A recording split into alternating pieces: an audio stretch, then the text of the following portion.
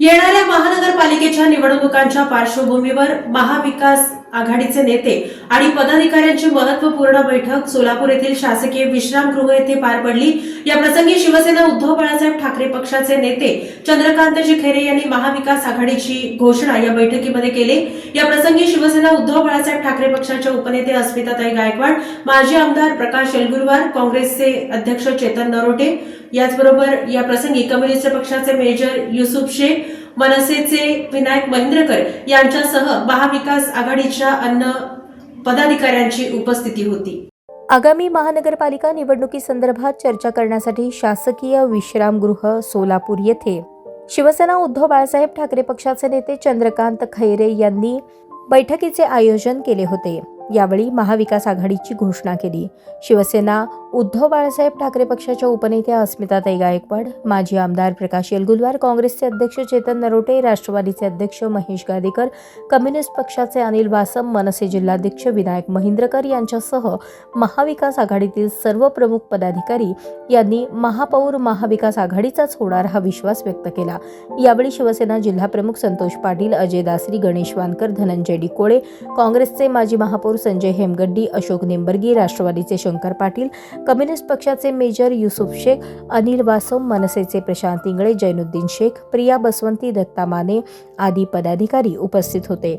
या घोषणेमुळे महाविकास आघाडीच्या पदाधिकारी आणि कार्यकर्त्यांमध्ये कमालीचे, उत्साहाचे आणि आनंदाचे वातावरण निर्माण झाले आहे। महाविकास आघाडीचा जय हो, आघाडीचा जय हो।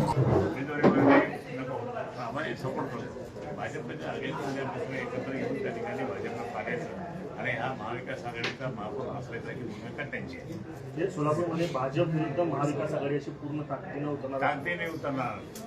आमच्याकडे तुम्हाला माहिती आहे की एक जण आता प्रकाशजी आणि आम्ही 10 वर्षापूर्वी आमदार होतो, त्याच्यानंतर मग आराम मास्तर पण आमच्याबरोबर आमदार होतो आणि ते त्यांची ताकद, कामगारांची ताकद, बीडी कामगारांची ताकद खूप मोठी आहे। आणि तो ठेवलं की शिवसेना जबरदस्तपणे माननीय उद्धव साहेबांच्या नेतृत्वाखाली प्रमुखाखाली आमचे सगळे कार्यकर्ते कामाला लागले।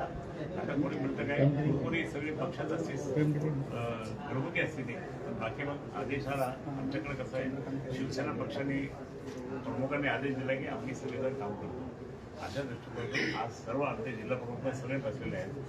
ताई मला उपनेते आहे, हे सगळे आमच्या पदाधिकारी त्या ठिकाणी आता जोरदारपणे महाविकास आघाडीचं अनेक काम करून सुरुवात करते। एक मोठा मेळावा आडम मास्तरांनी सांगितलं, एक मोठा मेळावा त्या ठिकाणी लावायचा आहे। तो मोठा मेळावा आडम मास्तरांच्या मार्गदर्शनाखाली त्या ठिकाणी आम्ही घेणार आहोत। त्यामध्ये सुद्धा आमचे बरेच आणि सर्वजण येणार आहोत। आणि बाकी शेवटी माझी विनंती मी करेन माननीय उद्धव साहेबांना, शरद पवार साहेबांना आणि बाकी काँग्रेसच्या त्याच्यामध्ये इथेच आहेत आपले शिंदे अशा सर्वांना त्या ठिकाणी कोणत्या मिळालं। पण जागा 102च आहेत आणि पक्ष मात्र म्हणजे इथं मोठी 10पेक्षा जास्त लिस्ट आहे। प्रत्येकाचं वाटलं किती जागा आहे आणि कशासाठी आम्ही एकच मेरिट ठेवलेलं आहे।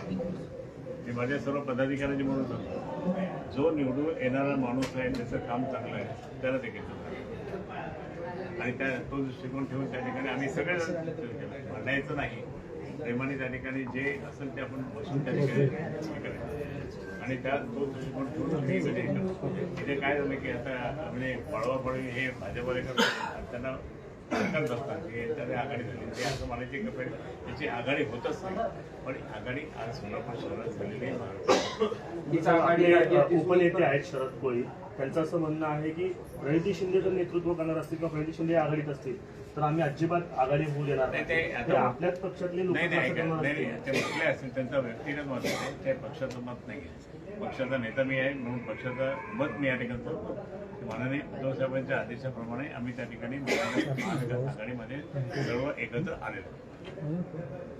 साहेब, आज मनसे आपल्या सोबत दिसते, राज्यात पण हाच फॉर्म्युला असणार आहे का? मुंबईमध्ये खास करून हा फॉर्म्युला नाही, मुंबईत नाही, संपूर्ण महाराष्ट्रातच त्या ठिकाणी होणार।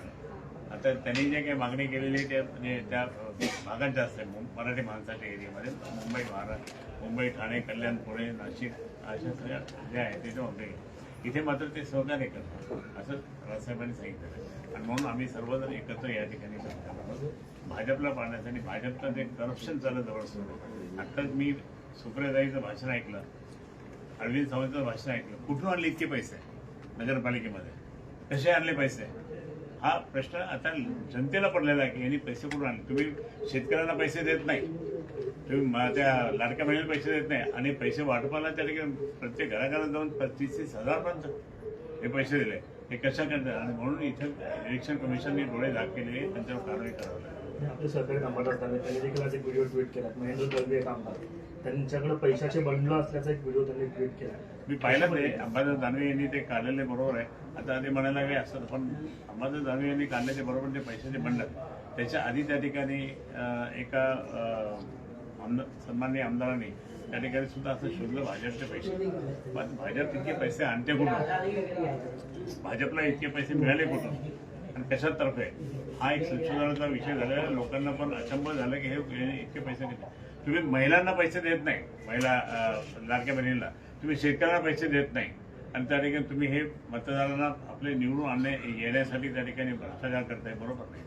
ह्याच व्हिडिओवरून आता महायुतीमध्ये देखील वाद होताना दिसत आहे. शिंदे सेनेचे आमदार आहेत महेंद्र थोरवे, त्यांचं असं म्हणणं आहे राज्यात राष्ट्रवादी काँग्रेसच्या रूपानं आणि रायगडमध्ये सुनील तटकरे यांच्या रूपानं आणि शत्रू घरात पाळलाय. नाही, आता त्यांचे म्हणणं त्या तिघांचे तीन तिघाडा काम बिघाडा म्हणतात. तीन तिघाडा काम बिघाडा म्हणजे ऑटोमॅटिकली त्यांचे भांडणं सुरू झालेले आहे आणि ते भांडणं सुरू झाल्यामुळे त्या ठिकाणी तुम्ही आज जर समजा चेहरा जर पाहिला देवेंद्रजीचा, ते एकदम नर्वस दिसतात, म्हणजे टेन्शन झालं त्यांना. आणि म्हणून मी या ठिकाणी सांगतो की त्यांचे भांडणं अक्षात आता खूप मोठे वाढलेले आहे आणि ते कुठेही त्या ठिकाणी ते एकत्र राहणार नाही. आता नगरपालिका निवडणुकीत सगळे एकमेकांच्या पैशामुळे, पैसे कोणाला जास्त देतं याच्यावर म्हणजे हे लागतं, पण हे सगळं खोटं आहे. आणि आता फक्त दुसऱ्या दिवशी जाऊन लगे भेटतात, चहा कॉफी पितात, हे सगळं खोटं आहे. मी या ठिकाणी स्पष्ट सांगतो की त्या मनातून ते सगळे आटापुट आहे. विरोधी अधिवेशन सुरू आहे पण विरोधी पक्षनेता अजूनही ठरलेला नाहीये. तर आपण महाविकास आघाडीनं पत्र दिलं होतं, मात्र असं असताना भाजपकडनं त्या नावांना विरोध आहे असं बोलत आणि दोन वेगळी नावं आता समोर आले. वडेट्टीवार साहेबांचं नाव आणि मला वाटतं परब साहेबांचं नाव जे आहे ते त्यांच्याकडनं समोर येते. त्याकडे तुम्ही कशा पद्धतीनं बघता? मी एकच सांगतो की आता प्रकाशजी, आम्ही ज्यावेळेस आमदार होतो त्यावेळेस 2 आमदार असताना त्या ठिकाणी काँग्रेसने विरोधी पक्षनेता दिला होता. 2 आमदार असताना बस इतकं करू शकतात असं बरेच वेळ झालेलं आहे. आणि मग आता मुद्दाम या ठिकाणी करू द्यायचं नाही म्हणजे काय, हे बरोबर नाही. म्हणजे लोकशाहीचा हे स्तंभ आपण म्हणतो, चौथा स्तंभ तुम्ही आपण सर्वजण आहोत, त्यामध्ये विरोधी पक्षनेत्याला स्थान असतं. विरोधी पक्षनेत्याला स्थान दिलं नाही म्हणून त्या ठिकाणी आता खूप मोठं त्या ठिकाणी या सत्ताधारी लोकांवर त्या ठिकाणी खूप मोठं त्या ठिकाणी मारत आहे. जाहीरपणे 6 दिवसांचं अधिवेशन आणि त्यात परत विरोधी पक्ष नसणार, हे सगळं कुठेतरी विरोधकांचा आवाज उंच होईल आणि दाबण्यासाठी चाललंय, विरोधकांचा आवाज दाबण्यासाठी चाललाय. साहेब, पंडित जवाहरलाल नेहरूंच्या काळामध्ये विरोधी पक्षाचे नेते निवडून यावं म्हणून जागा सोडले, हा इतिहास आहे. इतिहास आहे काँग्रेसचा. नाही, जर तुम्ही पाहिलं असेल ना ते की विरोधी पक्षनेता असला पाहिजे. मग त्यावेळेस राज्यकर्त्यांनी काय केलं होतं की आम्ही काय बोलतो, आमच्या काय चुका होतात हे सांगणारं कोणतरी पाहिजे. आमच्या पक्षातले लोक त्या ठिकाणी आमची स्तुती करतील, पण बाकी विरोधी पक्षाचे लोक त्या ठिकाणी आम्हाला सांगतील नाही हे चुकलं, तुमचं चुकलं. आम्हाला त्या ठिकाणी आमची राज्यकारणी पद्धत अजून मजबूत होईल ही भूमिका त्याची. साहेब, नगर परिषदेमध्ये मोठ्या प्रमाणात पैसे वाटले असा आरोप आपला आहे. मग येणाऱ्या आगामी महापालिका निवडणुकांना काय परिस्थिती असेल? आता ते इथे आता माहिती आहे ना, 9-10 पक्ष एकत्र आलेले आहेत, सगळ्यांचे कार्यकर्ते खूप मोठे आहेत, सगळ्यांनी शिवसैनिक पाहणा करतील, कोण काय पाहणार. आणि त्यावेळेस तुम्हाला सांगतो की यांनी फक्त काही केलं तर एखाद्या निवडणूक अधिकाऱ्यांना पकडून जाऊन सांगतो हे पकडलं पाहिजे, हे पकडलं आणि यांना काहीतरी कर, कारवाई कर, असं गळा पकडून म्हणावं लागेल. तर ते सुधारतील, नाही तर सुधारणार नाही. आदित्य ठाकरे आहेत, त्यांनी शिंदे सेनेवर आरोप लावलेला आहे की 22 आमदार घुसणार आहेत. कशा पद्धतीने मी तुम्हाला TV9 तुमच्या एबीपी माझा पण की आधीच सांगितलं की 22 आमदार फुटणार, पण नंतर मी ती संख्या वाढवली, मी 35 आमदार म्हटलं होतं.